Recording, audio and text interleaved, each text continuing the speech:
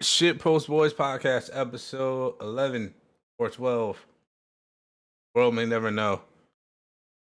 I'm Kilo, joined by my co-hosts this particular week's podcast.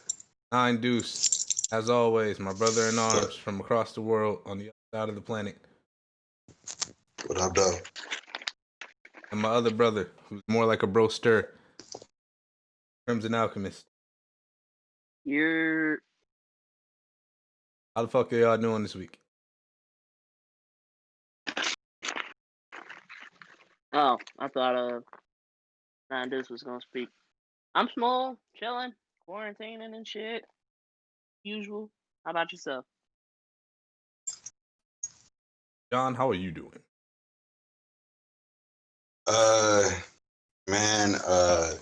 I'm alive. I've had a very up and down week, a very up and down weekend. We ain't found Korean Backpage or nothing yet? What? We ain't found Korean Backpage or nothing yet? I feel like there's a Korean Backpage. Yeah, there probably is. In fact, there's probably a sex motel that I live not too far from, but still, I mean,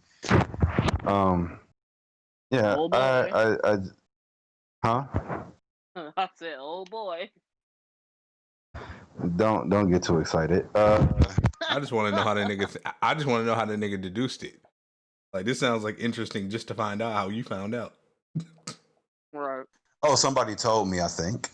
Somebody told you, I think. Yeah. Bet. Moving along. Memory slips me. I mean, the shit's called the chocolate. It's called the Chocolate Motel, fam. That also just sounds like. Oh, and there's like hella sex flyers, like sex worker flyers, like Koreans want to be niggas so bad for all the worst reasons.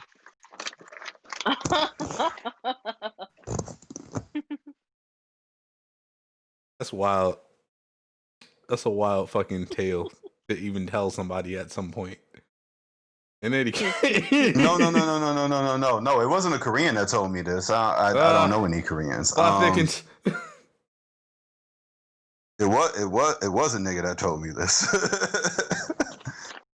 I don't even know where to begin, so I'm not gonna start. You don't have to. I got hella shit that we can get into. We can jump into. Okay, where do you want to start? Do you want to start take with the lead topic? I'm taking the back seat this week.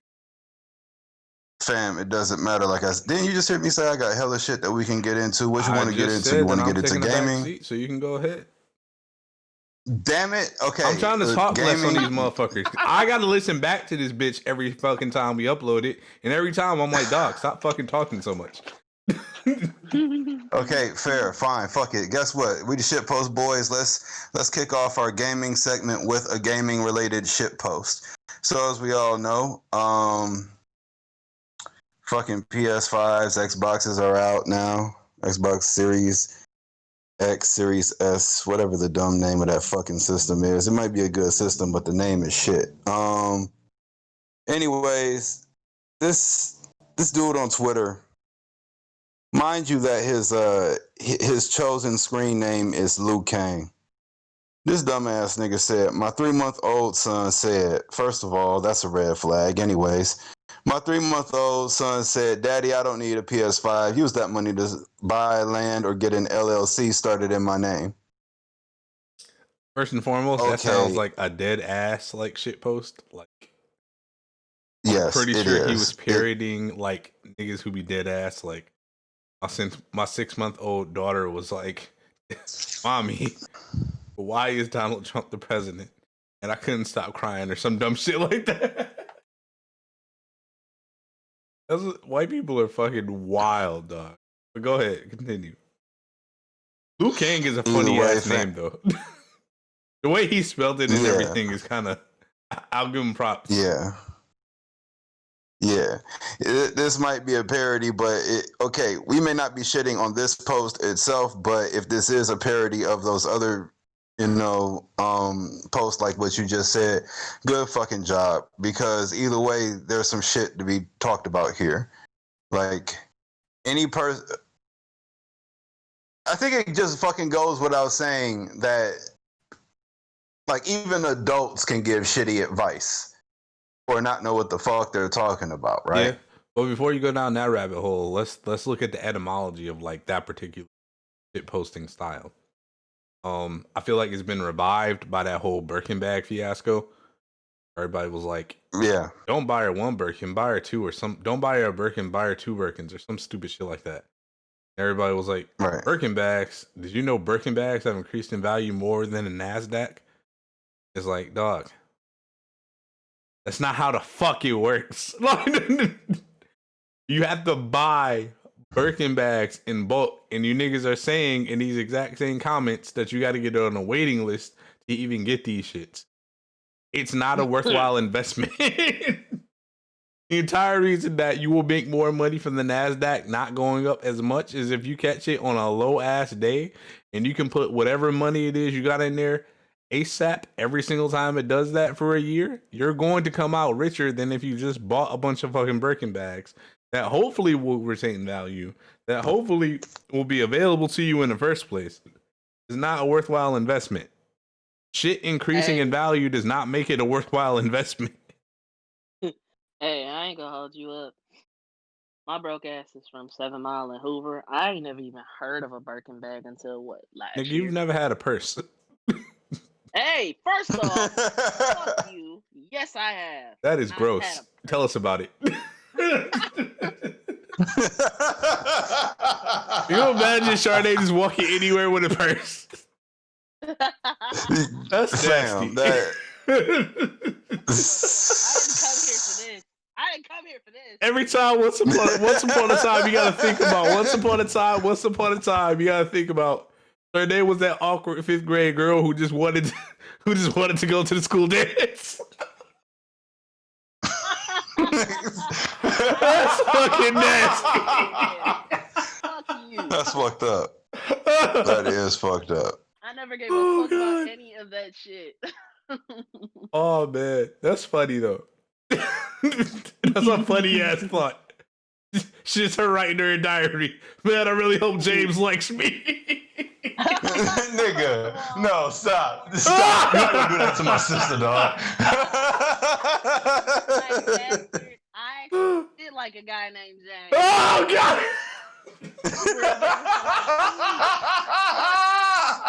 We were together for 2 weeks in like 6th grade, so fuck you. My eyes are sweating. It's okay. Dog, the sheer ridiculousness, dog. I did not come here for this. My sister, I don't put y'all on the spot and then not put myself on the spot though. I'm at least equal. Oh shit. I know for a fact in like, what was that? Like the 8th grade dance? I was like, yeah, I'm gonna make my move. Boy, was I fucking wrong. I was fucking wrong. Oh shit, it was terrible. It was horrible. It was horrible for everybody involved. I'm not even gonna go in depth about it. I don't want to relive the nightmares. Niggas stole from me at prom. That's a wild shit.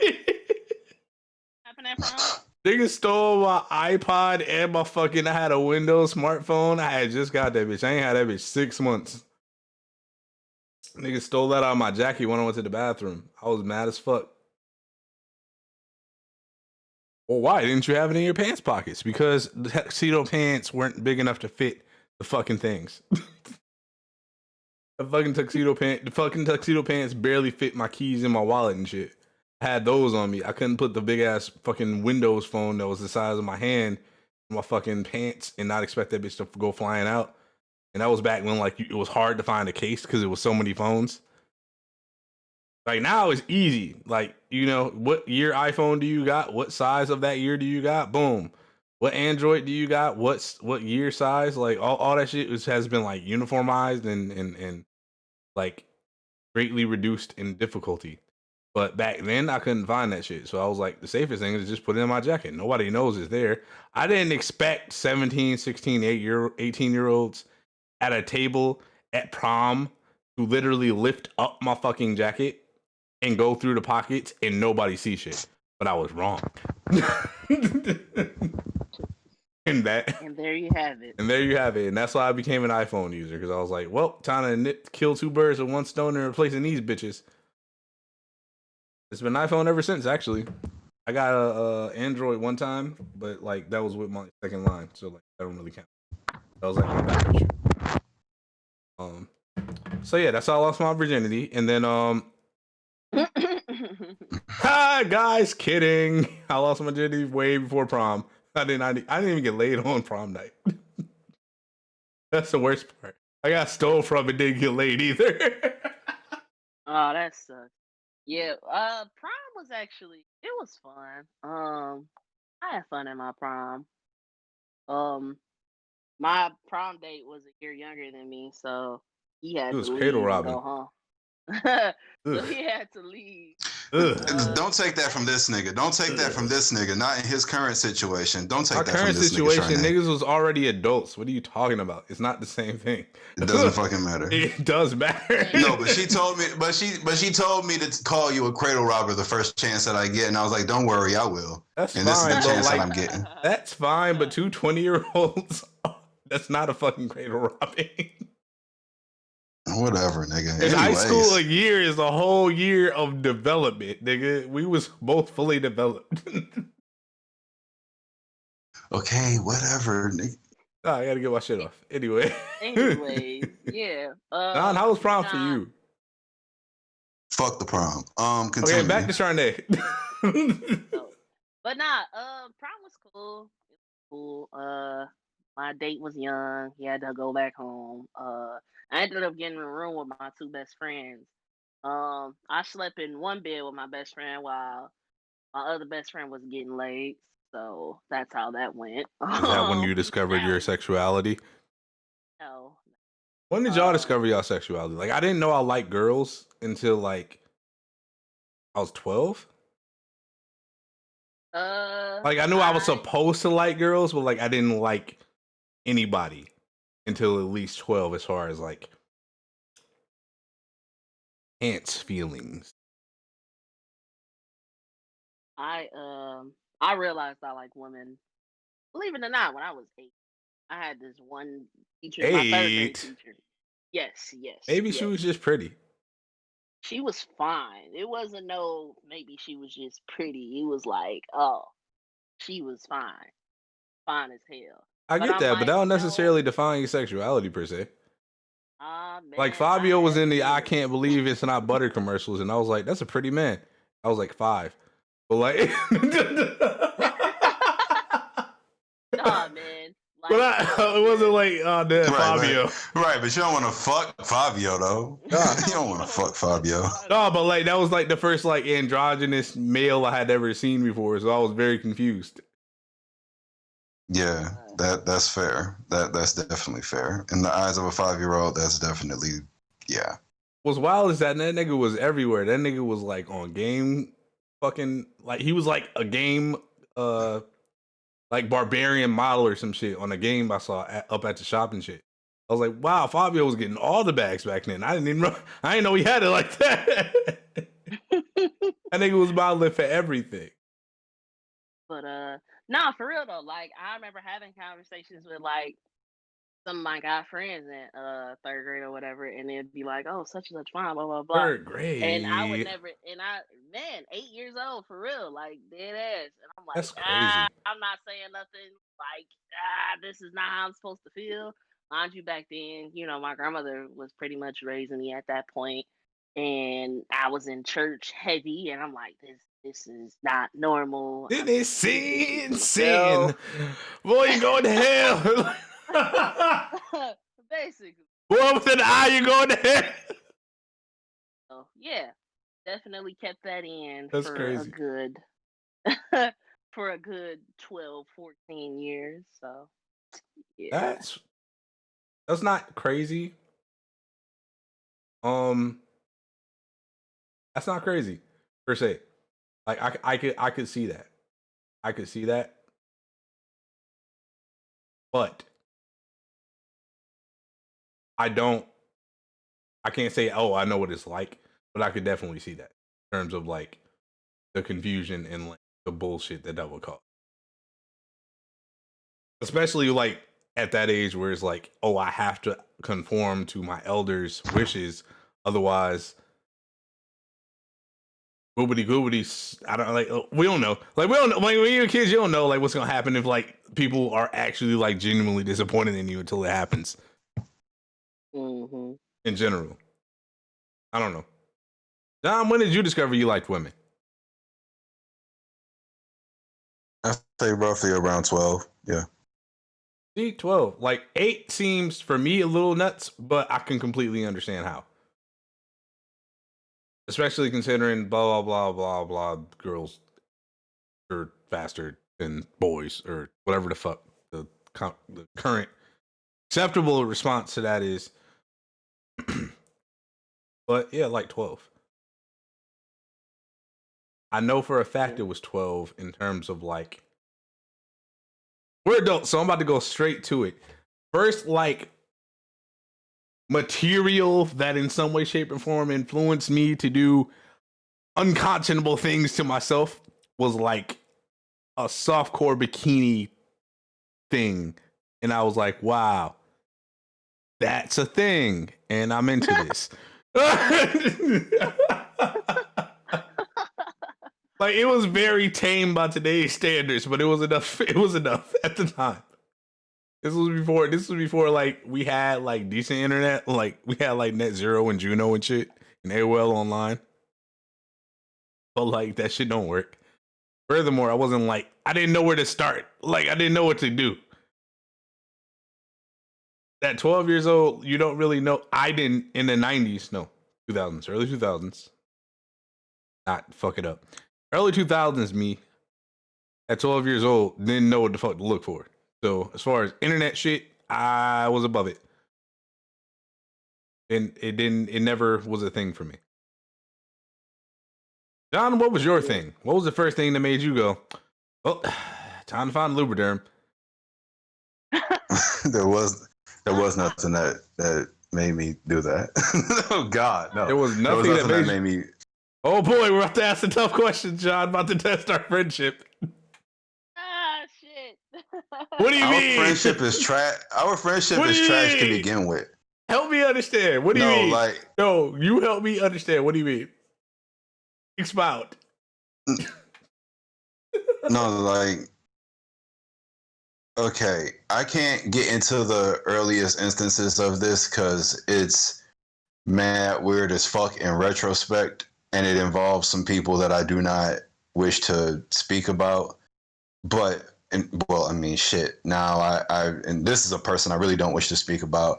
But my girlfriend at the time, she was the very aggressor? first instance of me. She was the aggressor. No, she was the first person she was the very first instance of me getting beat and getting off. So she was the aggressor. No, she asked about it. She was curious, and so like she asked about there was no aggression at all. Yeah, that's wild as fuck. Holy shit. Continue. I don't know what the conversation was or how it went. I just know we were in the bathroom. It was dark. We had a conversation. The bathroom.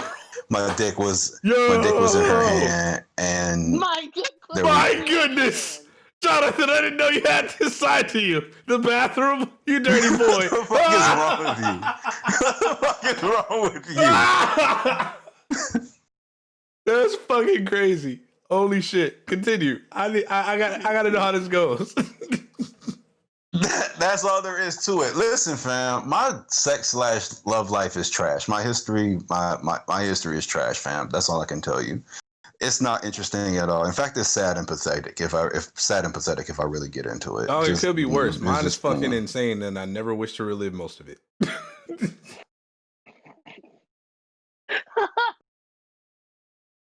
It is crazy. It's nuts.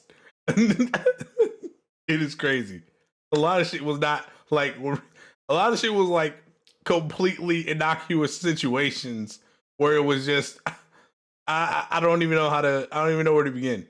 A lot of it was just innocuous situations that just turned into other shit out the blue when I was like 17. I don't even know. In any case, on to brighter. So how the fuck did we get here from Wu Kang? I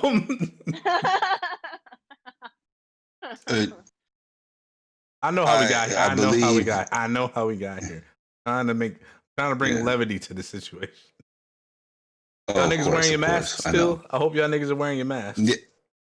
Nigga, of course we are. House. What you talking about? I hope you're wearing a mask in the house. In the house. Well, I ain't doing all that.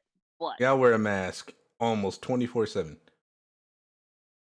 I ain't doing all that. Like, sleep with a mask. Nah, I ain't doing that. But I've been in the house. Understood. Sure. And also, John, don't feel bad saying like your sex life is pathetic, because mine is pathetic. My sex life is garbage. That is unfortunate for both of you. Can't say the same. Oh,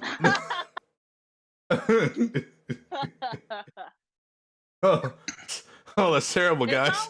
I wish I could really. Mine is only garbage because I have morals and standards.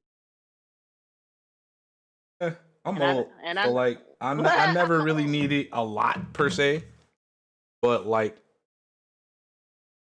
I don't know. That shit is overrated, and fam. like no, it's not overrated for me per se. It's just that I know. No. I'm talking about morals and standards. That shit is overrated for me. Morals and standards. In retrospect, that shit is overrated. Get your tragic former Christian turned renegade ass. You tall renegade Christian anti, fight the man, fight the power revolt ass nigga. Fam, it's not even like that. In general, I just feel like I've made a whole lot of just poor decisions, and we're not about to turn this into Listen, I'm not about to turn this into I hate myself hour, but I do have a question that I would like to pose to y'all with regards to me. We'll get into it later if there's time. Cool. I think my thing we'll get into it later if there's time. I get what you're saying, like having morals and standards is overrated, because like with me, I've had plenty of open opportunities to hit multiple people. However, I'm like, well, I don't like this person, so I'm not gonna do it. I'm not here for it. And I didn't. So I get it. But I just like for me, I don't believe in like having sex with anybody that I don't even like that. Like I feel like it'd be a waste of time. For me. Not everybody like that. But for me. Y'all gotta follow women posting their L's on Twitter. That shit is so goddamn funny. Oh my god. I know at least half of this shit is just like motherfuckers making stories up to fit in and to get impressions in the first place. But like all of them in sequenced order, the way that account does it is just goddamn hilarious for no reason. And there's so many people, women posting their L's on Twitter. It's so fucked up.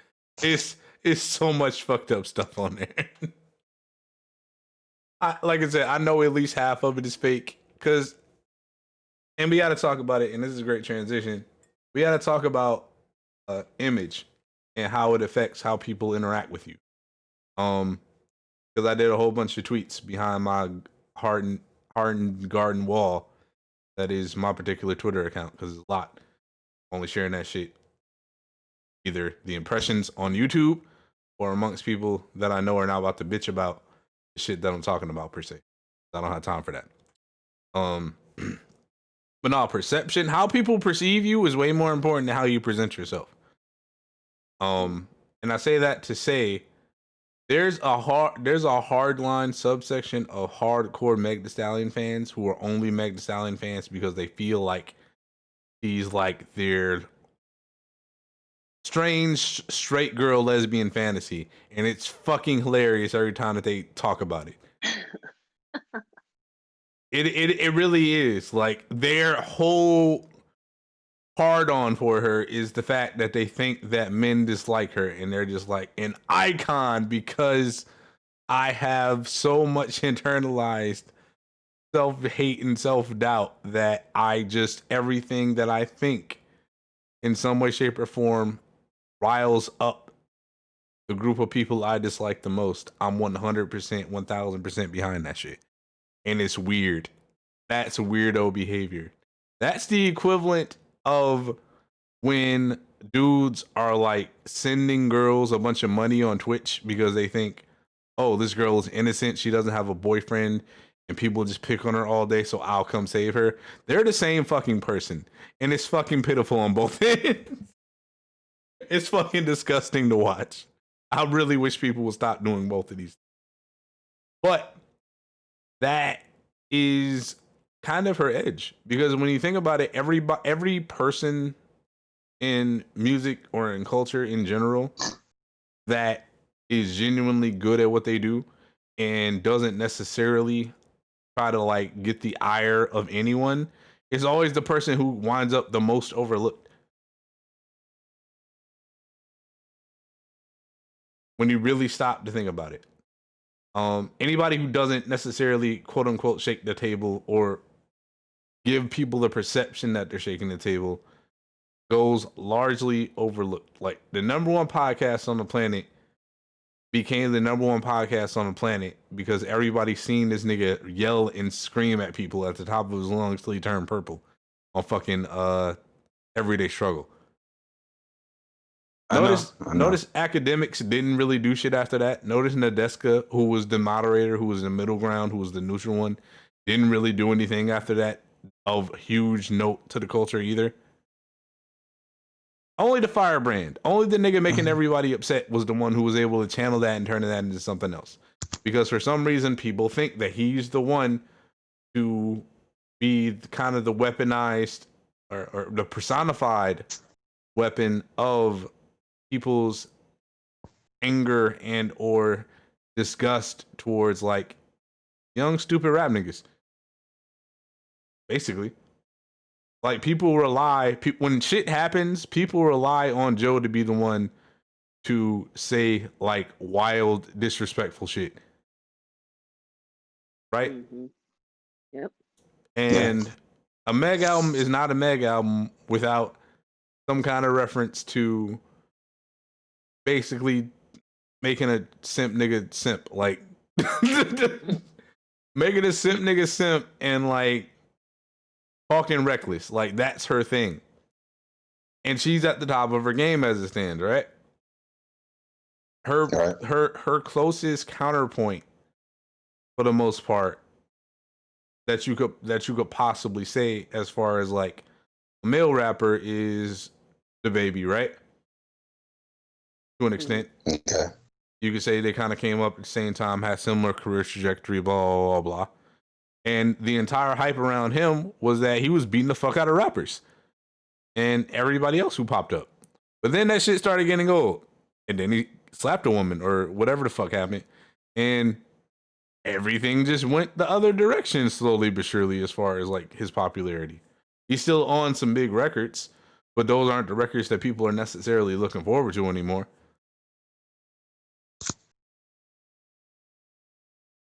Okay. Yeah, and it's funny because I'm having the same conversation with somebody right now on Twitter. I did not like this album by Megan. I didn't like it. You shouldn't be giving your opinion on music, period, rapper person. I really want to like it. I really do. I do. Wanting to like an album is the craziest shit I've ever heard. Wanting to like anything but not liking it is just further proof of like how fucking far we've gone as a human race, to the point where it's like, you know, it's actually easier if I like this shit than if I don't like this shit. It's easier for me to go in public and talk about things if I like the same things you niggas like, just so that y'all leave me the fuck alone.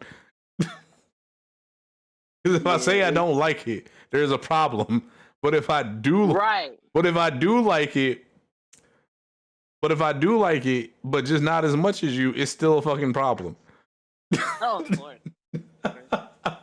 I mean, it's the whole yes man thing. Like, if you hear a whole bunch of people saying, yeah, this is good. Isn't this amazing? Don't you think she's amazing? No, she's all right. The album's okay. It's cool. Like, if you enjoy it, that's fine. Oh, you don't fucking like it? You don't like it? What do you mean you don't like it? See, this is exactly why. I stand so fucking hard for her. Because you guys just don't appreciate all of her contributions to the Like, bro, it's not that. It's not that serious. Like, it's not that serious. Not like something. I judge a person's character by how well they can critique the shit that they love and or like. And one of you niggas is getting blown up on the phone. Anyway, I critique a person's character by how much it is that they can actually be honest about the shit that they like or don't like. Me and John kill our favorite rappers every time they come out with something indecent, less than decent. Because you hold them to a high standard. If you've heard like some god tier shit from them, you don't expect anything less than that. Yes, and especially if there's a long ass pause in between. The only issue I find with Meg is that, and again, I said this like 4 or 5 times earlier. Like, bro, isn't this like our 3rd debut album? Dog. She out here with the Dave. She's out here trying to get the Dave East stimulus package. This is my premiere debut studio album without the deluxe. So, like, god damn, nigga, we've heard 8 projects from you already. You're not a new artist no more. What's fucking crazy is Dej Loaf just dropped her debut album, and she's been out since what, 2014, 2015? Well, not out. Celso 1 wasn't the album? Huh? Celso 1 wasn't the album? No. She dropped shit between that. EPs. I'm tired of you niggas in these EPs and these albums and these mixtapes. Nigga, you dropped an album already. You're not a new artist. It's not a debut album. Yeah, she dropped Celso too. What was it? Earlier this month? Last month? No, it was the end of last month. I am deathly tired of y'all. Y'all gotta stop this. No, this is my debut studio album. Nigga, all these albums was recorded in the studios. Right. What are you talking about? You got Billboard hits. Nigga, there's money behind these. The record label is paying niggas to play your shit. This is an album. What do you mean it's a mixtape? I don't know. You wasn't on the streets passing this shit out. This shit hit iTunes at midnight. What are you talking about? You got paid off this shit. Next, we about to hear about this is Cardi debut album, and I'm gonna throw a fucking phone through the wall. Nah, she dropped hers already. She dropped hers. I guess, man. Hers, and boom, album of the year. We're in 10 years. I'm gonna talk about that. In 10 years, I'm gonna talk about that. In 10 years, I'm gonna talk about when I'm gray and balding. I'm gonna talk about that, but I'm not gonna do it now because fuck all that. You gonna be gray and balding in 10 years? Why you set yourself up for that in 10 years? You're not even old, dog. Bro, I'm gonna be 39. I'm gonna be at that point definitely with a streak of gray. Well, yeah, gray. Shit, I'm going gray, and I'm 27. So I don't, you got to get an industry age. Said I got to get an industry age. Yeah. All right, fuck it. I'm 21. When that Cash Doll debut album dropped, that's gonna hit like a fucking brick when it hit the street.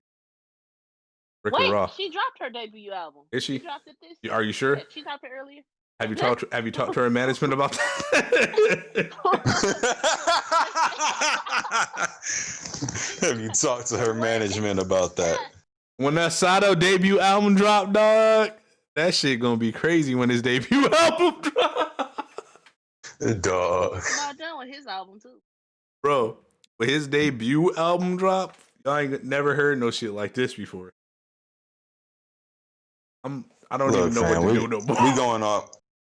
We going off the fucking rails, dog. It's okay, cool, but when y'all hear this so- Barbra Streisand debut album, when that shit hit the streets, nigga. Anyways, shout out. Look, while we on music, shout out to my dog T. Willie. Came out with Out the Blue EP. That shit was fire. Nigga said Barbara fucking Streisand. I hate this nigga. is that T. Willie debut album or is that the EP? That's the EP. Has he dropped his debut album yet? He ain't dropped his debut. Huh? How many albums he dropped, but not his debut?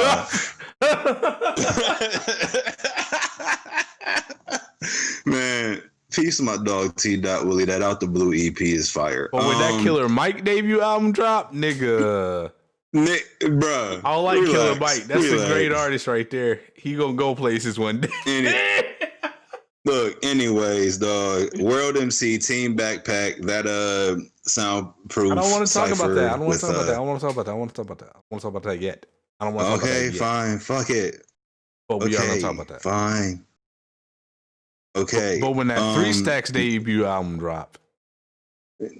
No, okay, now, okay, relax, calm down, because you really are like hitting a very sensitive place. You're hitting a very sensitive place right now. Because yes, but no. Yes, but no. Okay. And not I'm just saying for me, I'm but just sensitive saying for hella niggas though. I'm just saying. Between him and Nas, they debut albums go be.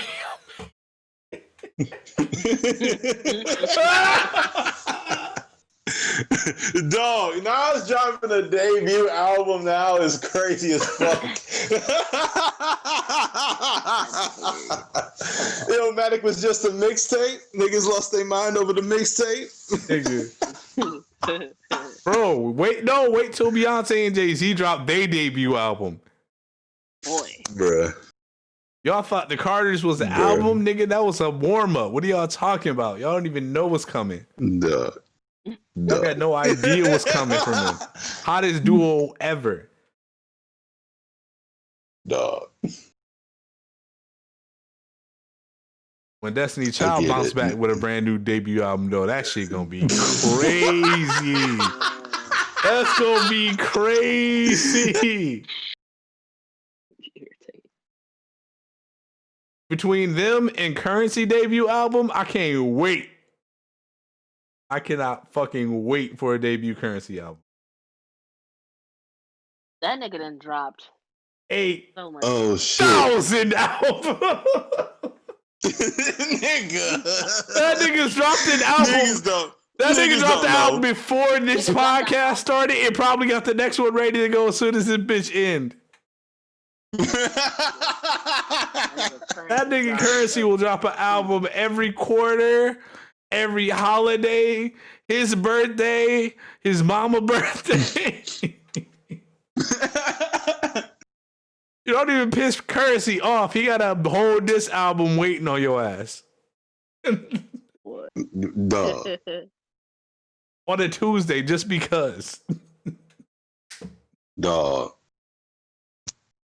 The nigga Currency wake up and say, it's September, it's Thursday, September 11th. Fuck it. Drop an album. Nigga said, drop an album just cause. Nigga said, nigga, you gonna drop an album on 9/11? Oh shit, I didn't even know it was 9/11, nigga. Fuck, but we dropping the album anyway, nigga. Nigga said Currency drop an album for every wardrobe change.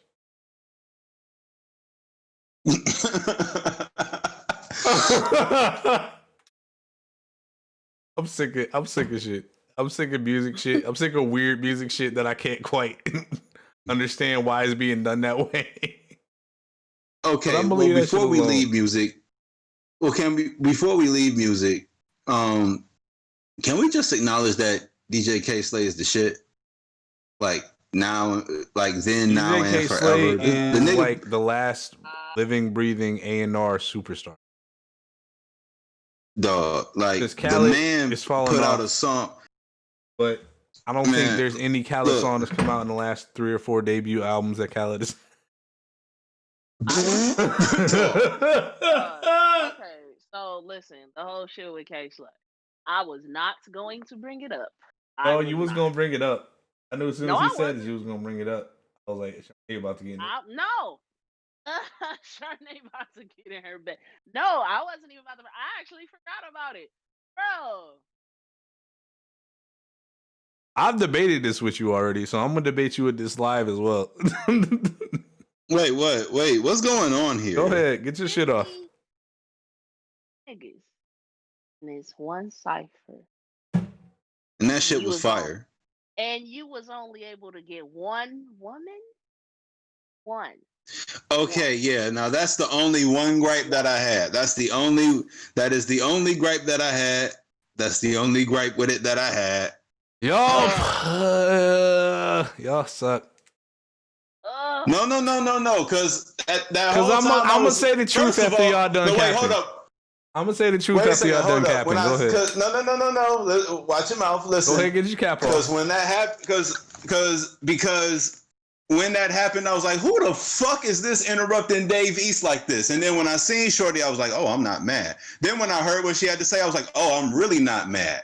Then my next thought was, okay, so we gonna get Rod Digger? Are we gonna get Remy? Nope, no Rod Digger, no Remy. Fuck. Are y'all done? No, I am. But like I said, that shit was fired.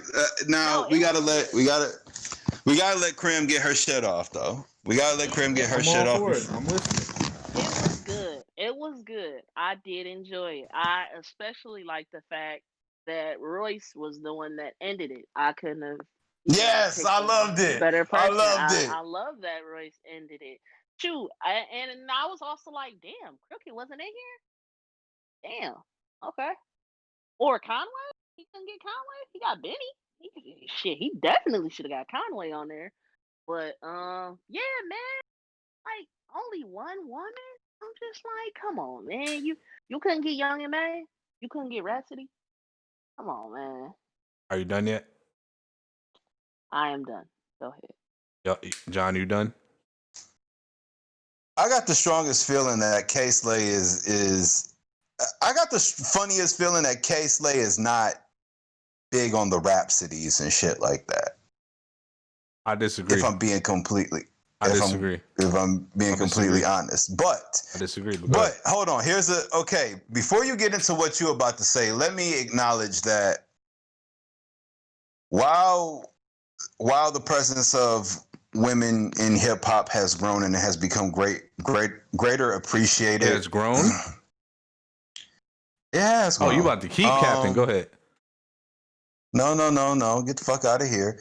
It has has you grown. Go ahead Okay, and get from your shit off. Okay, from a time from when Nicki Minaj was the only fucking female y'all keep rapper saying out here that, with and any y'all type know of how I relevance, feel about nigga. that gross rewriting of history. But continue.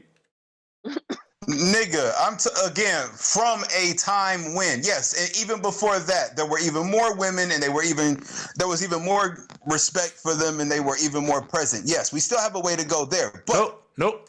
Continue. From the very sharp decline and low point that once was, decline and low Nicki point. Minaj is the Rewriting only female out again. here doing it. Y'all keep rewriting history and it's making me mad because y'all know better. What the fuck ever, nigga? Anyways, nigga. We all know that hip hop has been predominantly male. Bruh. Most of the people that K-Slay has, most of the people that K-Slay had on that record were much older artists. Like, for Christ's sakes, he had Melly Mel and Grandmaster Caz in this fucking cypher. Okay. Holy shit. And they sounded fucking excellent. They did. They just old as fuck. But that's kind of like not necessarily a knock, but it's like, okay, I see.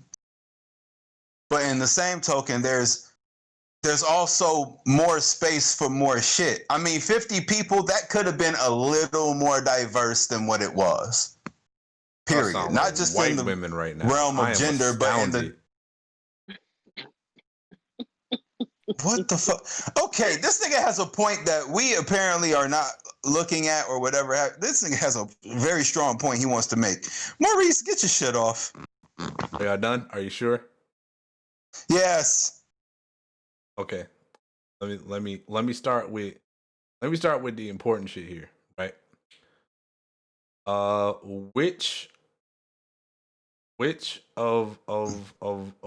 one of you have heard the last 3 or 4 DJ K Slay albums?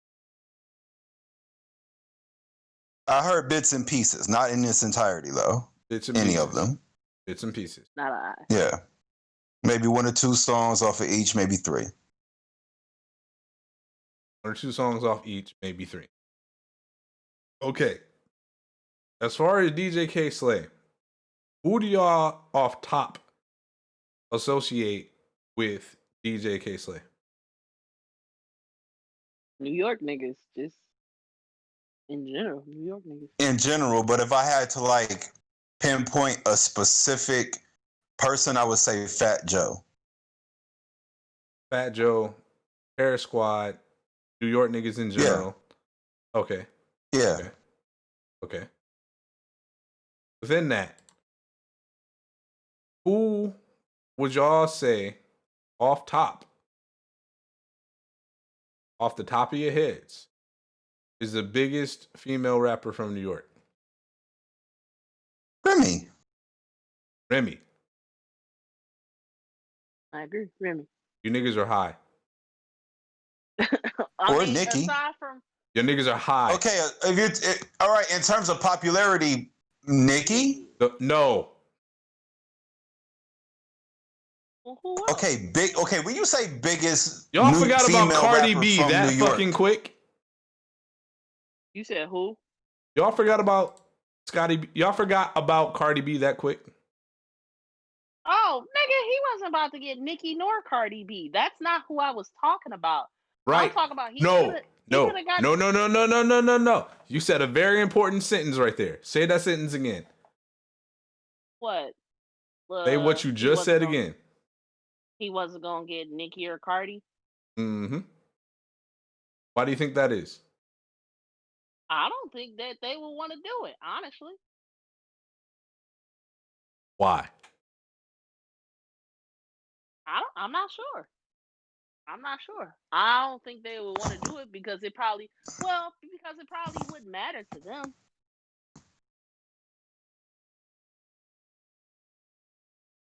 Say that Maurice, again. It probably wouldn't have mattered to them. They probably say that again so John can hear you. I heard it, nigga. What the fuck does that have to do with anything? Dog, we have relatively 50 minutes of me left. Come on with the shit. Bruh. None of them fucking care about a DJ K Slay posse cut. To begin with. Y'all want these people in places where they don't want to be. You think that DJ K Slay will turn down a Cardi verse? I don't think that's the case though. Like, you don't think that's the case? Okay, hold on. You don't think that's the case? Go ahead and expound for me. Not for all of them. No, I'm pretty sure every single woman that participated in the fucking the URL battle, damn, basically the same day I had watched the K Slay Cypher.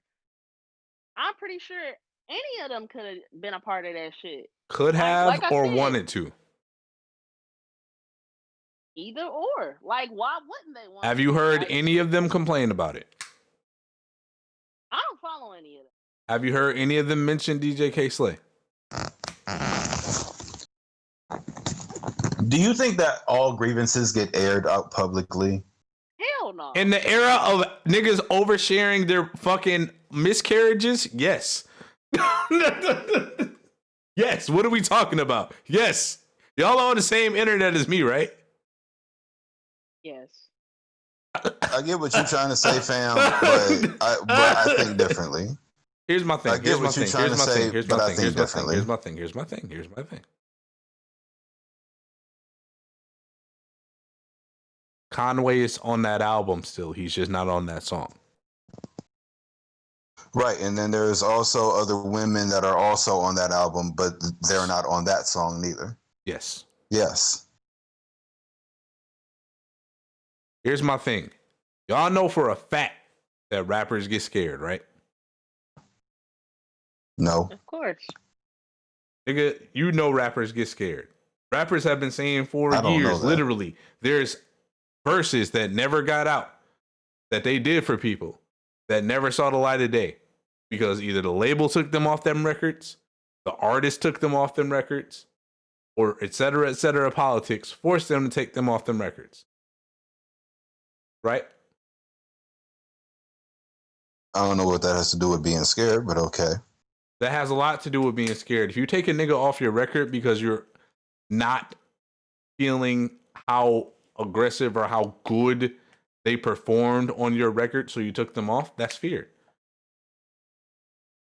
Oh, I see what you're saying. I think I misunderstood what you said. Okay, continue. Basically. The fear of being outshined.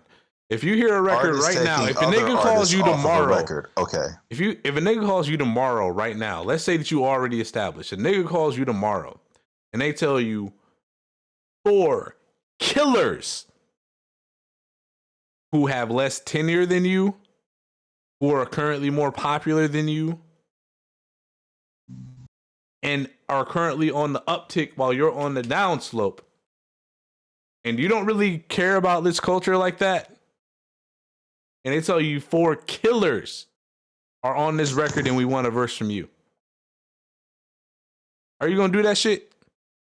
Absolutely. Yeah. What the fuck?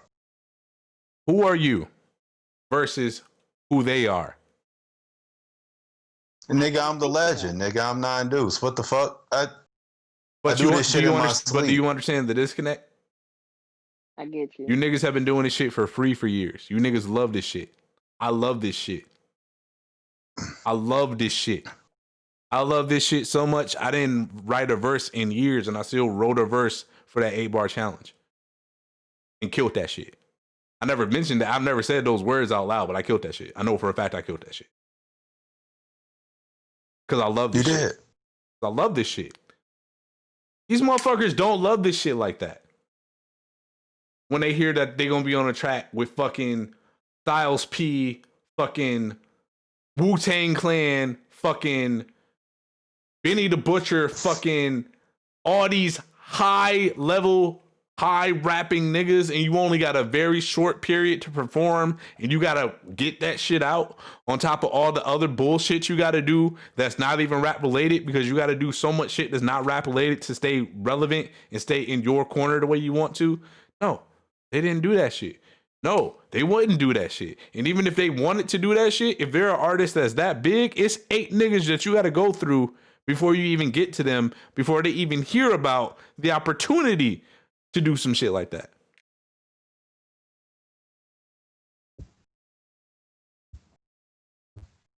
There's a reason that these records that DJ K Slade does periodically are structured the way that they're structured. There's a reason Papoose is on damn near every DJ K Slade album. There's a reason why all the killer writers and rappers out of New York are on these albums as heavy as they are. There's a reason why everybody who shows up for these records is on these records and killing them shits. There's a reason that Ghostface Killah is pushing, what, 50 at this point? Mm-hmm. And still showing up with every nigga everywhere to body bag them motherfuckers. Regardless. Whoever the fuck is on there. That nigga showing up to body bag whoever the fuck is there. Because he loved this shit. And that's the unfortunate consequence that we're going to have a crossroad about in the very near future about trying to push these people into the culture that don't really belong here. They don't fucking love this shit. They're decent at rapping at best. They're okay at concepts at best. They look real good, some of them, but they don't love this shit the way that we do. So when they hear it's a record with 50 rappers on it, they're not going to do that shit. Soon as they publicist, A&R, whoever the fuck is managing their shit, hears it's 50 rappers on here, including the Wu-Tang Clan, they're like, man, get this shit out of here.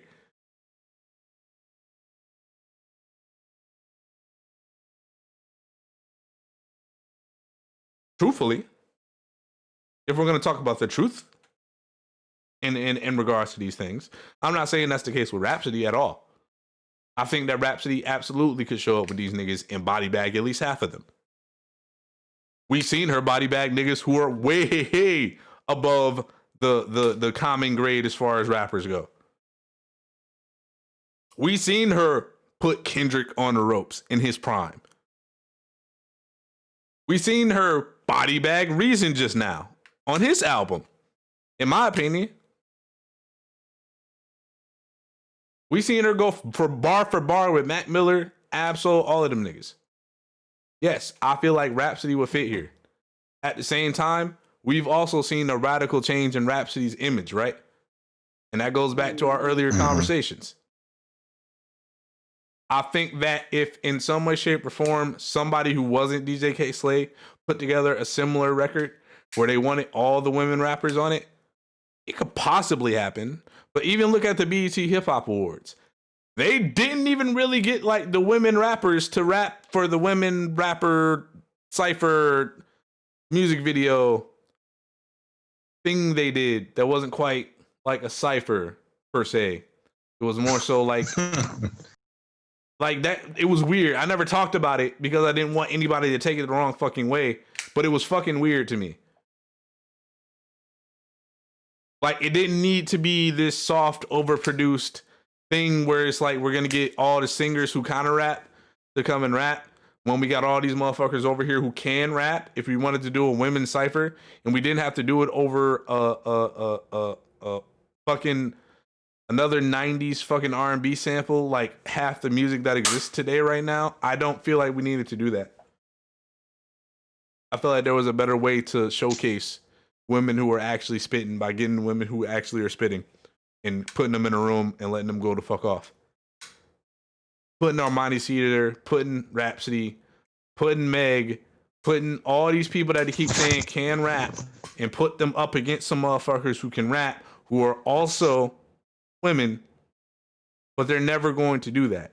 Regardless of all this unity talk, that unity talk is only good when it goes one of two ways. When it's from artists that people don't like as much, praising an artist that they like a lot, or if it's an artist that they like a lot, casually in some way, shape, or form, praising an artist who they don't like as much for being big enough as a person to acknowledge that they don't need to be in competition with each other. But to put them in actual competition where all the cracks can begin to show as far as who they are as writers and rappers, that shit goes left every fucking time. Not to mention the money, the points. There's so many people who won't do a verse for free for nothing right now. It's crazy. But I guarantee you, the vast majority of the features on this K Slay album were niggas who were like, DJ K Slay want a verse? I got him. I'm done. Don't worry about the points. I got him. Because they love the culture. Because they want to go up in there and they want to show how good they are versus other niggas. And the vast majority of people in rap today do not want that smoke with nobody at all.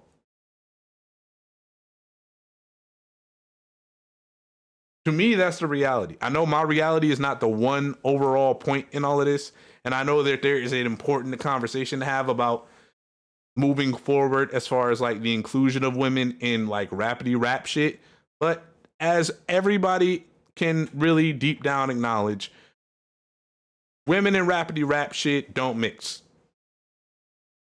There is a reason that there's always the running joke. Oh, Griselda's cool, but you can't play songs from Griselda around chicks.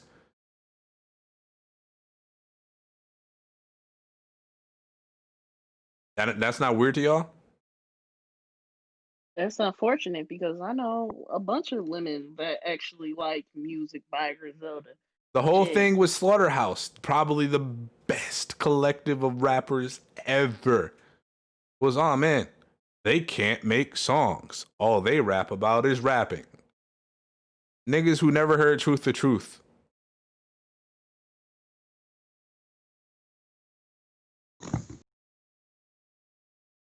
Yeah. Niggas who never heard Raindrops. Yeah. Niggas who never heard any of the important records. They only heard Hammer Dance, the one, maybe, couple other Boost records.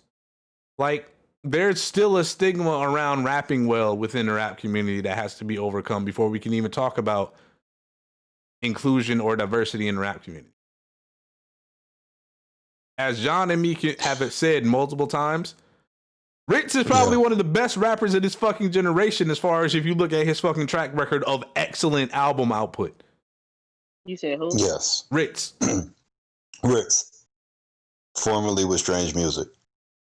Okay. That nigga was so good, he's the only artist who came from Strange Music to go independent and still be out here making noise. Now, if you're not familiar with Strange, that doesn't sound... Hold on. Can I finish? Okay. You can give your opinion afterwards, but look at the facts, look at the numbers, look at the big shit as far as that. I just wanted to ask a question. Does TDE count as independent?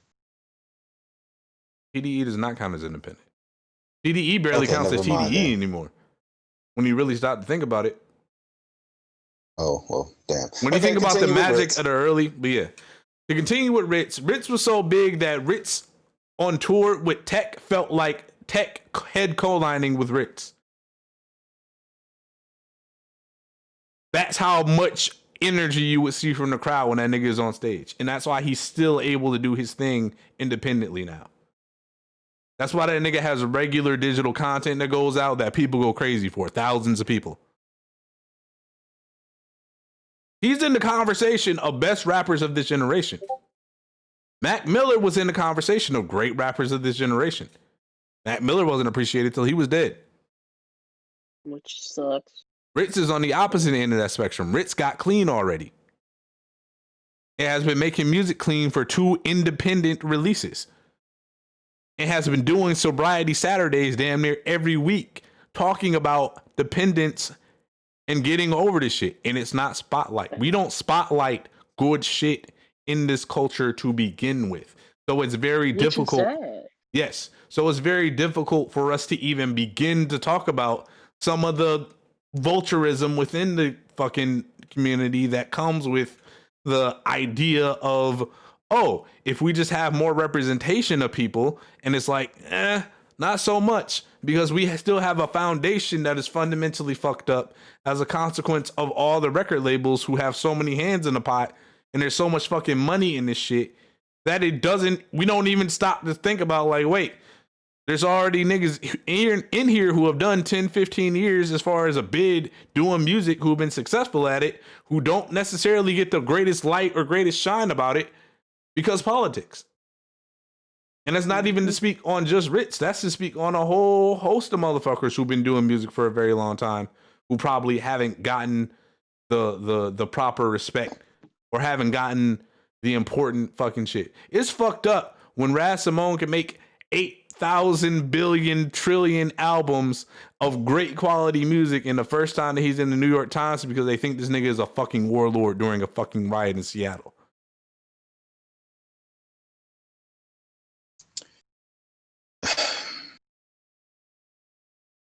Hey. If niggas want to shake the table, let's really fucking shake the table. I don't want to hear all of this shit about how you're trying to do the whole fucking Hollywood shit of, oh, if we just put actors in these spots, everything will be great. We seen what the fuck happened with Star Wars. I'm not falling for the flim flam in no genre of any kind of entertainment ever fucking again after that. Shit so fucked up. As soon as the contracts are up, every actor in that bitch is like, yo, I don't like what the fuck they did at all over there. I don't even know why I was a part of this shit. And that's the inevitable next step of this crop of women MCs who's not really don't really care about this shit, who just been kind of put in these places because A, they have a huge ass social media following. B, they're very young, very attractive, very this, very that.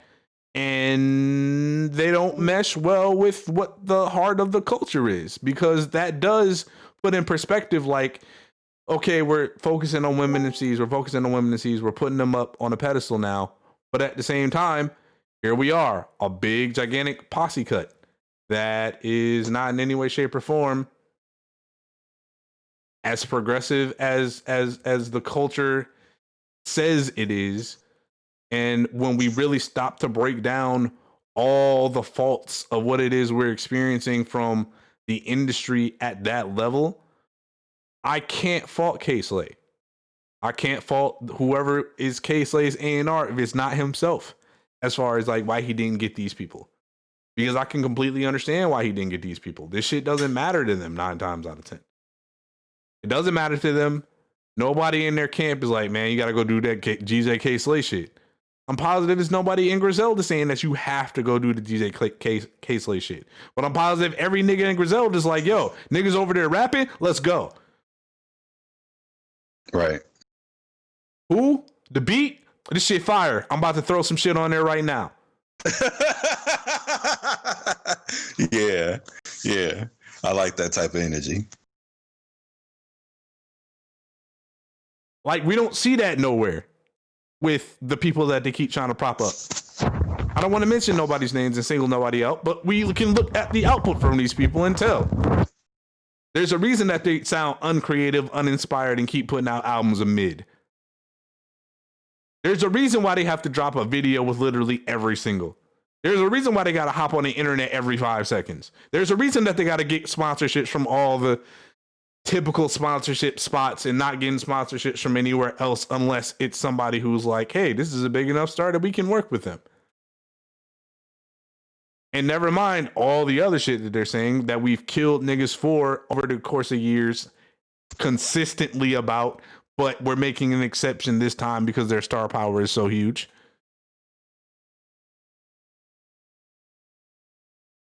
To keep it a buck, these people are making music for people who have consistently been the people to be like, oh man, rap is so vulgar and just horrible. It's not even good music. All they talk about is drugs and misogyny. And then it's like, well, here's some drugs and misogyny in a dress. Oh, this is so revolutionary. It's taking shit back. Shut the fuck up. The fuck up. I see the jig. Everybody else see the jig too, but they're pussy and they want to fit in and they want friends and they don't want to get killed on the internet. But we see the fucking jig. Oh, right. Our sponsor of this podcast and every podcast in sport. We just want to remind you people that shutting the fuck up is completely, utterly free. We are delivering in the fucking lockdown, nigga. You can get this shit anywhere, anytime. We'll drop that shit on your house, make your granny fucking wig pop off. Shut the fuck up. It's absolutely, positively free. The only thing subsidized by the government that everybody unanimously, bipartisanly agrees upon is absolutely within reach and is only free 99 today and every day forward. Tell them about that Black Friday special we got going. Oh, the Black Friday special of Shut the Fuck Up? Nigga, you ain't gonna believe this shit. We paying you double what we paid you last week. To take everything we got. We got so much inventory, nigga. I got something at my house. We can't even keep it all in the warehouse, man. No, fuck that. I'll ship you some shit for free all the way from Korea, my nigga. That's how good the Black Friday He'll put this shit on a barge and send the whole thing to you. You'll get that shit. Normally you get some shit from nigga, no shipping costs. The world. That shit takes forever. No processing fees. Nigga, this shit's only gonna take you like 2 minutes. That's it. That's all it's gonna take. You ain't gotta sign for it. 2 minutes. You ain't gotta tip the drivers. You ain't gotta download an app. Nigga, just make a smoke signal. Nigga, we'll drop the whole load off for you. Nigga. Shut the fuck up. It's absolutely free. And Black Friday sales are gonna be amazing. Check it out. In any case, yes, I'm tired of the pump fake. I know who wants to rap and who don't want to rap. I can see it in their eyes. I can see it in the content. I can see it in the production levels of the content. I can see it in the levels of output. So many of these people don't want to fucking rap. And that's my whole beef as far as that goes. I understand where y'all coming from. I agree. I want to hear Rhapsody on everything. I want to hear Little Sims on everything. I want to hear so many people on so much shit, but I know how unlikely it is. I know why it's unlikely because, again, once you hit a certain level of stardom, once you hit a certain level of people actually recognizing your talent, Nobody is going to want you to do all of this unfortunate anti billboard, not super polished types of shit anymore.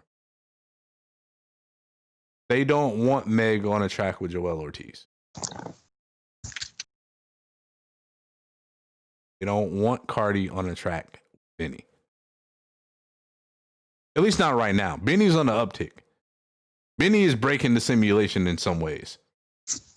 Oh yeah. Yeah. One day we're gonna really talk about and break down like when that ascension happened. But yeah, Griselda is doing some things that niggas in that pocket should never be able to do. And I love every second of it. Within that, yeah, there is a reason that they don't want their golden children next to all of these other niggas, because in some way, shape, or form, and this kind of goes back to our conversation about that whole versus thing, Charnay, that I will talk about with John off the air because I don't want to talk about it publicly yet. These people feel like exactly how I feel about that. Why should we risk getting killed so that you can get a big boost up as far as press?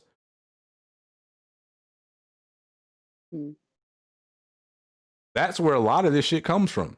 A lot of this shit comes from, is it equitable for us to do it? There's somebody who's crunching the numbers, who's looking at the statistics, who's looking at the analytics, who's looking at the Google searches, who's looking at all that shit and like, man, we could add 7 million hits of traffic. We should get all the points on this record. And I'm 1,000% in line with K Slay telling them to fuck off.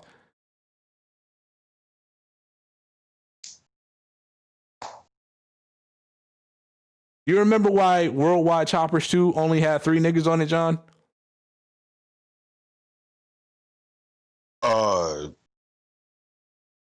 I would assume it was only because, like, well, Tech never intended on doing a Worldwide Choppers 2. Right. Like, Worldwide Choppers was going to be it. And as far as Tech was concerned, he even said it on Strangulation, the likelihood of him getting the feature from M that he always wanted was probably never going to happen. But it did happen somehow, some way. Yes. So, yes, John, but do you know the real actual, because he said it, the real actual reason there's only 3 niggas on Worldwide Choppers 2? Why? Because Interscope wanted half the song for Eminem to appear. The fuck? I might be wrong. It might be more than half, but it's at least half if I recall correctly. Interscope wanted half the points on the song for Eminem to appear. There was nothing left in the budget for nobody else. Well, Eminem is in a contract. He can't just do shit for free.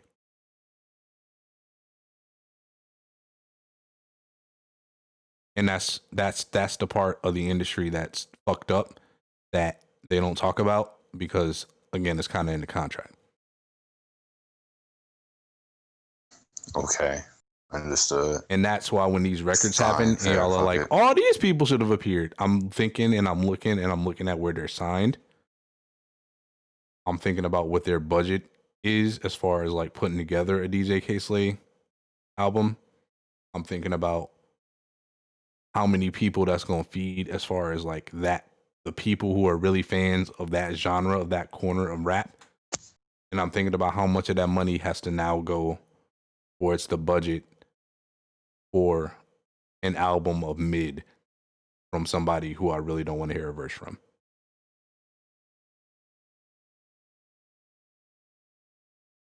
Understood. Okay. Understood. Got it. Anyway, moving along to the next topic, and let's start wrapping it up because we are well over where I wanted to be, honestly.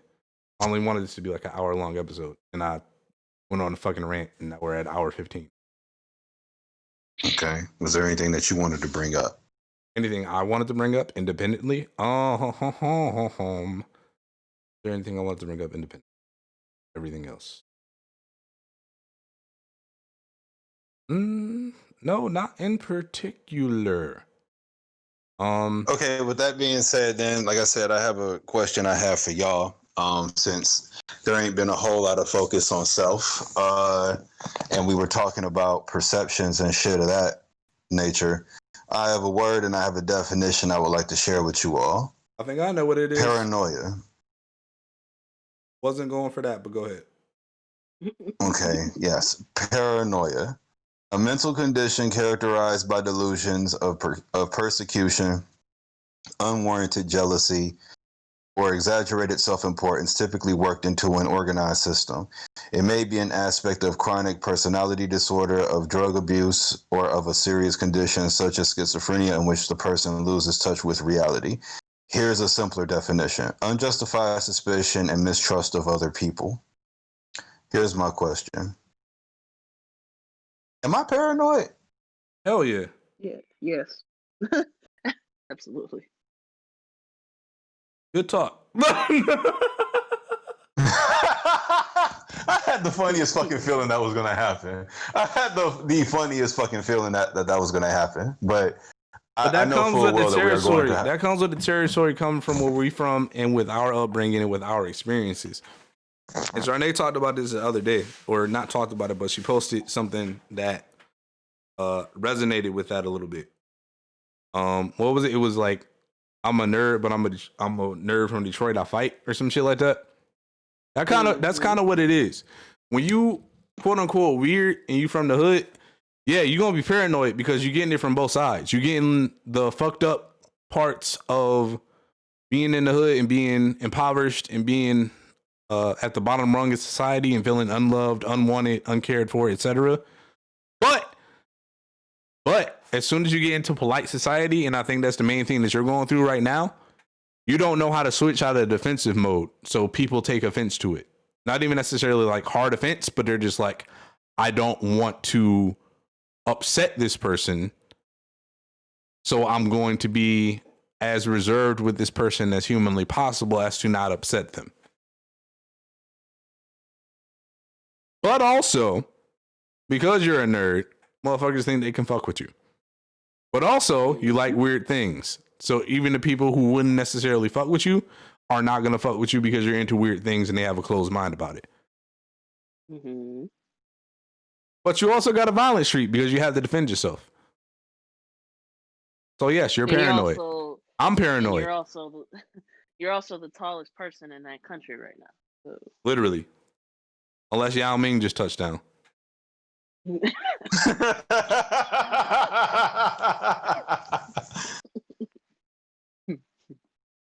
So, yeah, nigga, I'm paranoid too. I'm the definition of paranoid. I basically don't go nowhere without a gun. And then just piggybacking off of what Maurice was saying as far as like where we come from, PTSD is a thing. Like, yeah. Niggas can't even walk up on me at night. Like, I've almost pulled a gun on niggas a handful of times, like just pumping gas at night. And I know I shouldn't be doing that shit. I know I shouldn't be pumping gas at night. But fuck it, I be busy. Sometimes I forget. Sometimes it's neglect. Sometimes it's just like, all right, I know this spot is cool up here, so I'm going to do it here. And I know ain't nobody going to fuck with me. Also, the fact that niggas will kill you at a gas station in broad daylight. That too. Like that too. So it's like, well, shit. And that's the thing. Like, certain things are a certain level of camouflage. I got pulled over all the time when I was in an Impala and a Buick Regal and shit. I ain't been pulled over once in a motherfucking Mazda, nigga. Police don't even look my way. They see that car and they immediately think this is somebody who has some sort of money and some sort of access in life. Or at the bare minimum, this is a young person who has a lot of influence in their community in some way, shape, or form, because they know to buy a car that is foreign, but not buy an expensive car that is foreign. They're thinking economically. They definitely think, oh, this is a youth pastor. He's good. Some shit like that, exactly. That's funny. I'd have been riding around with open bottles, narcotics, firearms, and ain't been looked at twice. Head full of dreadlocks, mask on, ski mask on, depending on the day. They don't look my way at all. I ride through Livonia every motherfucking day. Nigga, they don't look at me at all no more. They pulled my ass over for a fucking hang tag when I was in the Impala though. I was sober as fuck. I was in my work clothes. They didn't give a shit, nigga. They saw that hang tag and saw it was niggas in the Impala. Shit. Not in my county. He was fucked up when he saw I had a white boy in the passenger seat, though. White boy was like, "Do you know what father is?" He didn't do that. It was worse. He was like, "Bro, I was in Livonia Police Explorer. Let me talk to you, Sergeant, whatever the fuck his name was. Knew this nigga by name." He was like, "Yeah, I'll get him on the phone." Nigga came back like 10 minutes later. I was watching Family Guy on the iPad and shit. Nigga came back to the car like, "Yeah, I'm gonna let you go. Make sure you take that hang tag down." I'm like, look at this nigga using his white privilege for good. Love to fucking see it. Nigga, I was clowning. I held the iPad up like to the cop, like, "Yo, you seen this episode before? This shit hilarious." Dead ass. He can confirm that shit right fucking now if I'm fucking lying. That's what the world is like, my nigga. That's what the world is like. Nothing in it makes any fucking sense. Depending on the situation, you can do whatever the fuck you want to do.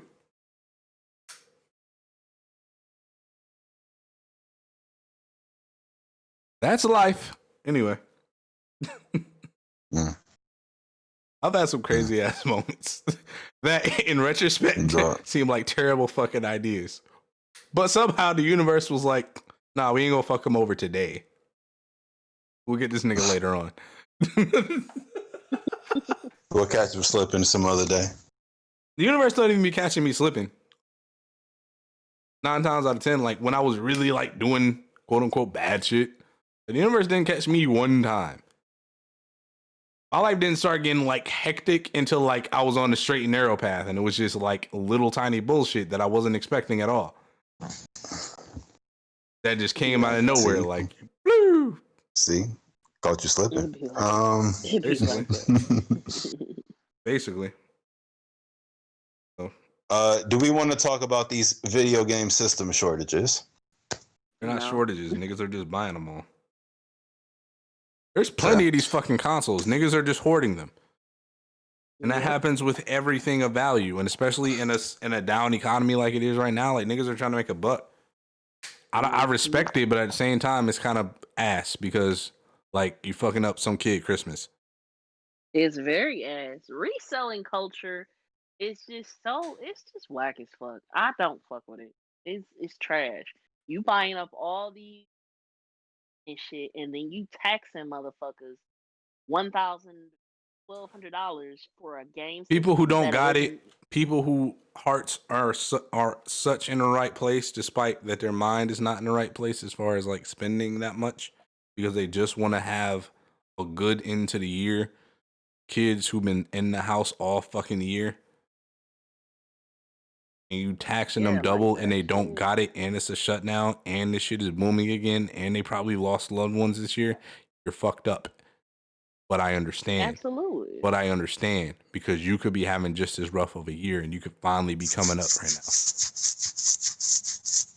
Whoever's scratching that shit loud.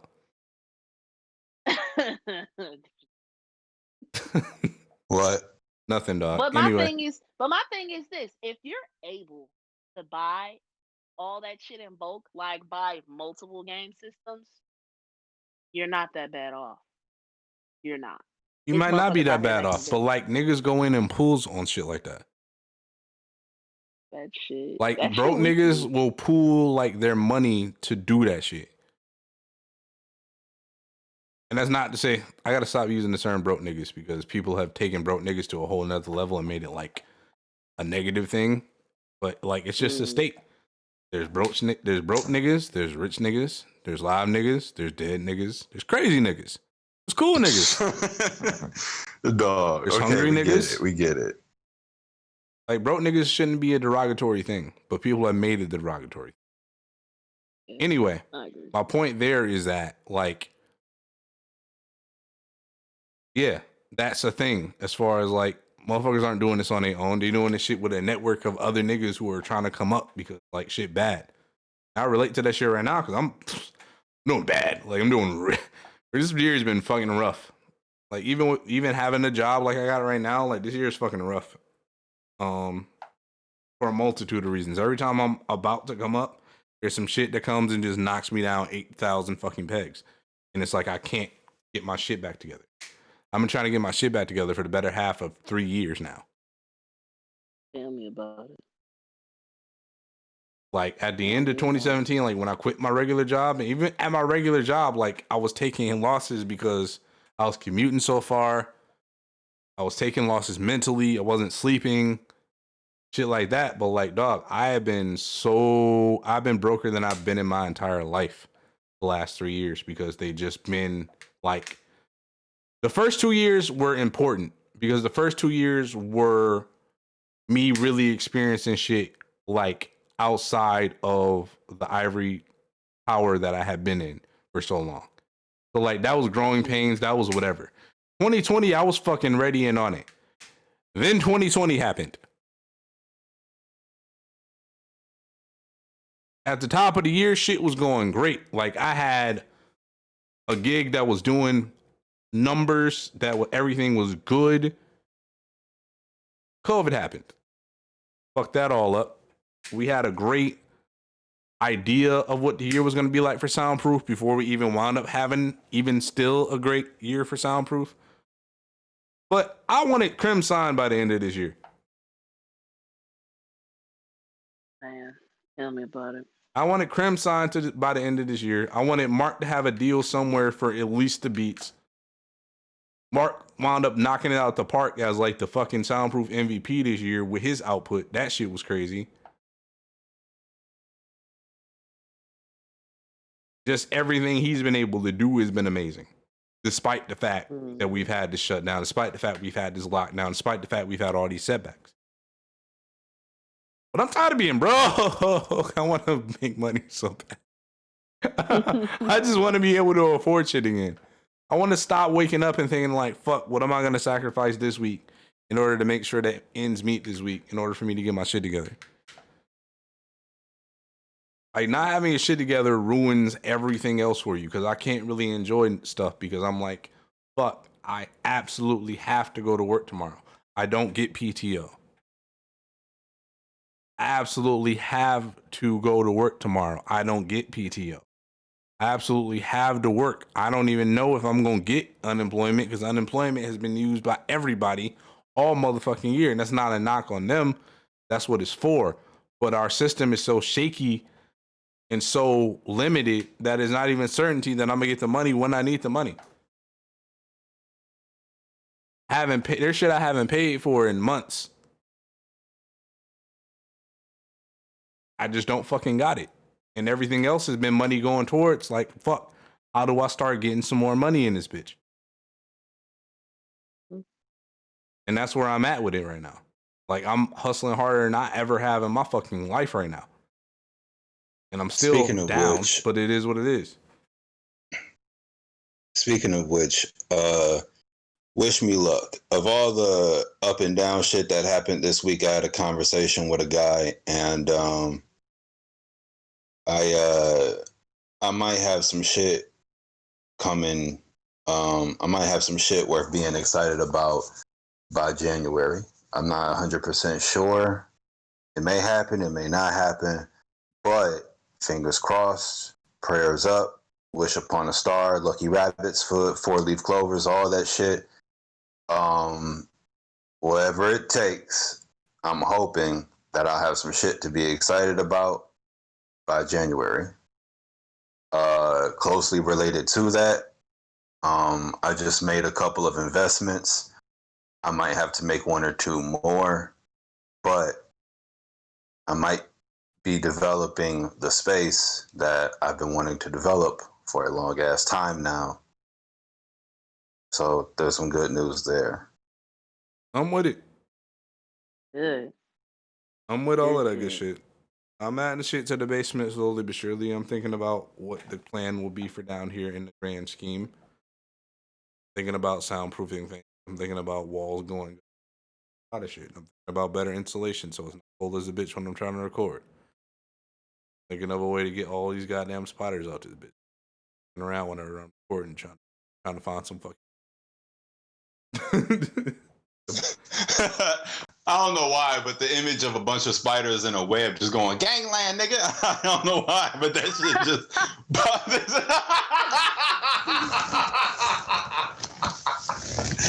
I don't know why. That shit was funny in my fucking head. Holy shit. Crazy nigga. Oh shit, I'm paranoid. Remember, I got no choice. It is what it is. I ain't gonna knock you for it. But I mean, yeah, I'm learning a whole bunch of skills. I'm doing a whole bunch of shit to try to apply those skills better. I'm trying to market myself a little bit more. I don't like doing weird marketing shit, but you know what's fucked up, Charnay? That fucking post of the who did it better shit is the biggest fucking post on my Instagram in fucking history. Get the fuck out of here. In fucking history, my nigga. Stop. The insights, the fucking analytics on that one post versus everything else are higher than anything. It's more comments, nigga. It's more everything on that one post. That shit is ass. I don't want to have to show my face to get fucking impressions to sell people shit. Like that's not my thing. I don't want my work and my face to be even interconnected. And that's why I'm so comfortable behind the camera, because it's like, yeah, I don't have to be on camera. Great. But I know how to move this bitch. Yeah, that's crazy. Biggest fucking post, nigga. Biggest fucking post. By a mile. It's not close. It's not close at all. Niggas can't wait to call me ugly. Y'all trash. Niggas couldn't wait. They didn't even know who the other person was. They was just like, they did it better. You suck. I fucking hate you. Immediately. Immediately. It didn't matter who the fuck it was. It could have been Charles fucking Manson. They were like, Manson did it better, nigga. I hate you. That's ridiculous. That shit could have been Tory Lanez. They'd been like, he's a bitch ass nigga, but he still did it better. Leave it alone. Leave it alone. I'm just saying. Leave it alone. I'm just saying. Oh man. Anyway, closing arguments, closing statements and shit. We had an hour 30. That's as far as I want to go. Like acknowledgements and things of that nature? Anything you want to get out before we out of here? Oh shit. That could be any number of things, but let me say this. Fuck anybody who ain't riding with us. Especially if you're not riding with me. I got a message earlier this week from one of my old supervisors, and he told me that one of my old coworkers, she had been on life support for a week and she passed away. So I want to say rest easy to Tori. I want to say I love my people. Mama, I miss you. Jalen, I miss you. Soundproof family, love y'all. Youngin, T-Will, Dez, peace, my bros. Shout out to my homegirl Amber Simone for being the fucking dopest. And I just want to say shout out to anyone going through a hard time right now. I love you. My well wishes are going out to you for whatever the fuck it may be. I hope you get through this hard, difficult time. And I love these two niggas that I'm doing this fucking pod with. Yay! I hate your fucking face, nigga. Get out of here. That's cool. I hope all the worst shit happens to you and only you and nobody else.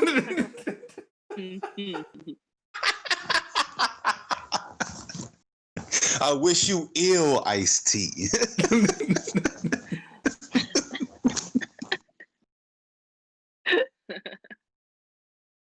Jokes aside, Yeah. Anybody having a rough time? Everybody's having a rough time. So everybody, I wish y'all the best, man. We're making the worst out of a shit show of a situation. Nigga Biden up there nominating Rahm Emanuel like this nigga didn't let Chicago PD get away with killing a fucking teenage boy. Trying to get this nigga a cabinet position. It's almost like it was the lesser of two evils, and y'all meme too fucking soon. It's almost like I was right or something. But whatever. I just love to see the looks on it. I just love the tweets. After I've talked all of my shit, I just love to see the tweets that just confirm it. It's so liberating to know that, not that I'm right, but that they finally acknowledged that they were fucking wrong. Yeah. It's like, bro, y'all went so fucking hard for all of this shit, trying to press all this image aesthetic shit. And that goes back to our earlier conversation that I'm not going to rehash right now. But yeah, man. Prayers up for all of you niggas who are slowly but surely losing faith in everything. Because welcome to my world circa like 2 years ago when niggas were calling me crazy for the shit I was saying that has all come to pass now. I wish you niggas health because y'all gonna have a rough time. Y'all not built like me, so y'all gonna have a much rougher time than me dealing with that shit.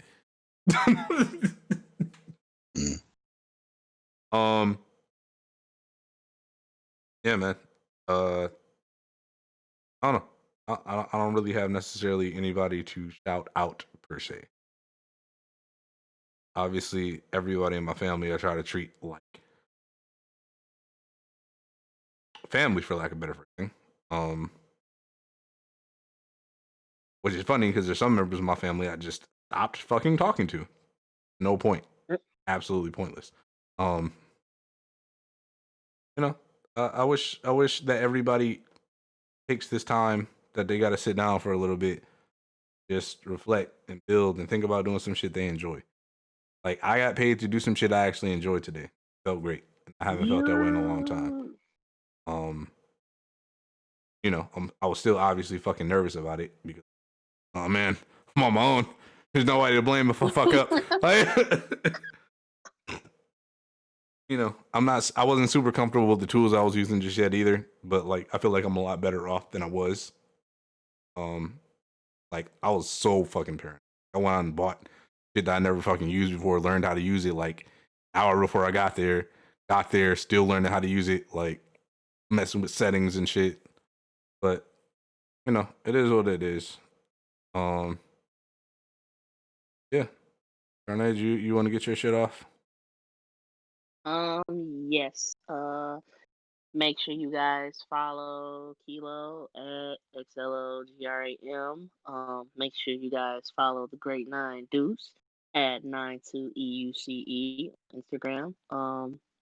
Also follow the Soundproof page. Everywhere. _Detroit. Look, it's only about 3 people that get to the end of these videos. That's why I don't even bother dropping that shit. I drop that shit below. Like, nobody watches these whole video. I'm confident. I look at the numbers. Like, people watch like 20 minutes of it on average. There's like a couple people that watch the whole thing. I don't promote it on my Instagram like that at all. This is mostly for the people that I know want to hear it. And if they share it, that's cool. Like, most of our outside views come from people just sharing it after I've given it to them. And like, I feel like that's a more organic way to get it off. On top of that, this shit is just not for everybody. That's true. You know, it's really not. It's an acquired taste. That's true. But yeah, promote your shit though. Feel free. Promote all your shit. Oh, of course, absolutely. I got a project out called For Her, titled 4H. That's available on all streaming platforms. I also want to give a shout out to my Soundproof brothers. They've been doing a hell of a job. For anyone that has not checked it out, we did Team Backpack. First episode is available now. On that first episode, we got Soundproof's CEO Mark Cooper on there, alongside with Fat Father and Hatch, the Wise Guy. they killed it. They recently played their cipher on Shade 45. That was incredible. So shout out to them. Also, if you guys are interested, Mark is opening up for Schaefer the Dark Lord, Mega Ran, MC Frontalot, and MC Lars this upcoming Saturday. I'm pretty sure that's going to be available on Twitch. So yeah, once Kilo uploads this, I'm sure he's going to have the details for that. So, and yeah, like we're closing in on a ridiculous, unexpected year. We Yeah. almost at the finish Shit, line. do I even so. have the details for that? Like, whose page is that going up on? I don't know. Yeah, Yeah, I gotta get those details. I'll update it. I'll update the description once we get. It's gonna take a while for the episode to upload anyway, so I'll probably have it. Oh yeah. For sure. All right, I think that's everything. Anybody who's been listening this long, thank you for getting to the end of the podcast and shit. I wish I had like promo codes to give you or something.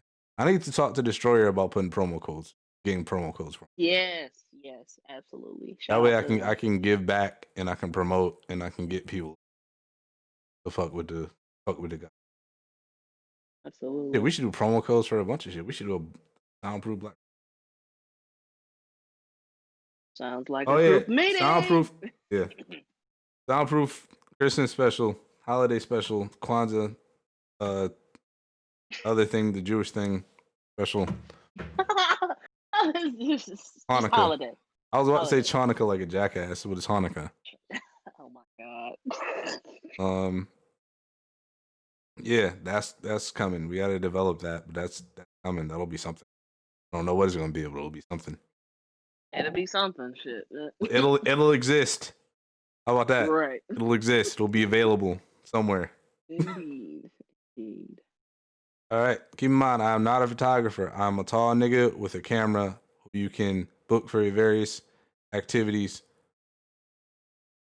You gotta put that in your bio now on everything. Probably not. Maybe. I don't know. Like, I don't want niggas to take it literally and they try to book me for like a music video. And it's like, bro, I don't do music videos. At least not yet. I don't have no interest in them. Like, if niggas point guns at me, like, I'm gonna immediately like I'm trained, like, if niggas point guns at me, they pull my shit. So, like, like, it's gonna be very hard for me to sit there and not, have my hand, like, at my waist immediately. Hey, and did you see the one picture of that one videographer? He said if he shoot, like, a video for some niggas that's pointing a gun, he said, like, he had a picture of himself with his Yeah, I saw the video. He had he had the stabilizer with the two pistols attached. Dog. That's how I feel it. That's why I get why Jim don't want to do music videos no more. Shout out to Jim. That shit wild. Like, yeah, dog. They don't point no guns at me, dog. Where did that even come from? That became a thing, and niggas was like, "Oh man, that looks really cool," and niggas been doing it ever since. But don't do that fucking shit around me, dog. It's stupid. Like, I'm not. Niggas are stupid. You gonna activate all the wrong fucking muscle memory in my body doing that dumb shit. You are. Like, you're about to, I can't just sit there and focus on my job now because you're being stupid. Yeah, niggas. Like, if somebody want to do it with like Nerf guns or water guns, sure, do the parody, do whatever. I can do it. I can deal with that. But if you niggas want to point real guns at me and be like, "Nah, it's empty," and I don't know you like that. My body don't know that. Right, my body doesn't know that. Every sense of my body gonna be like, "Yo, kill this nigga immediately." Exactly. Before you know it, you got about 10 rounds in your ass. Immediately, without hesitation. I done dropped my phone, cracked my phone. Yeah, fucking Vietnam War flashbacks. You called the videographer to shoot you today. You didn't know if the videographer was gonna really shoot your ass today. You gotta go. We out of here.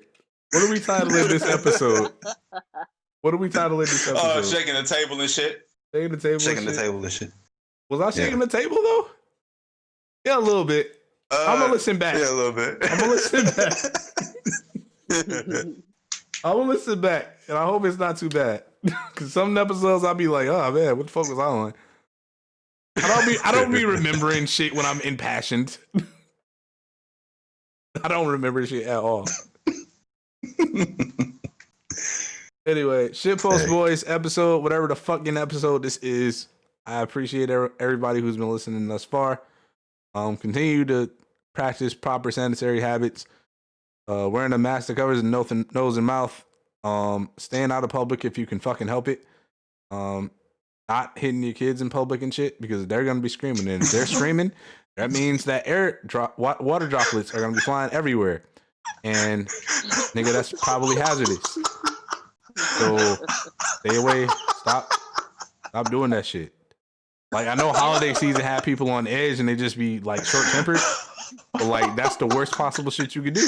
That's like setting off a bomb in a populated area at this point. So don't do that shit. In other words, just jot down in your notes on your iPhone. Be like, right, little bastard. Right, beat his ass in the car in an enclosed environment.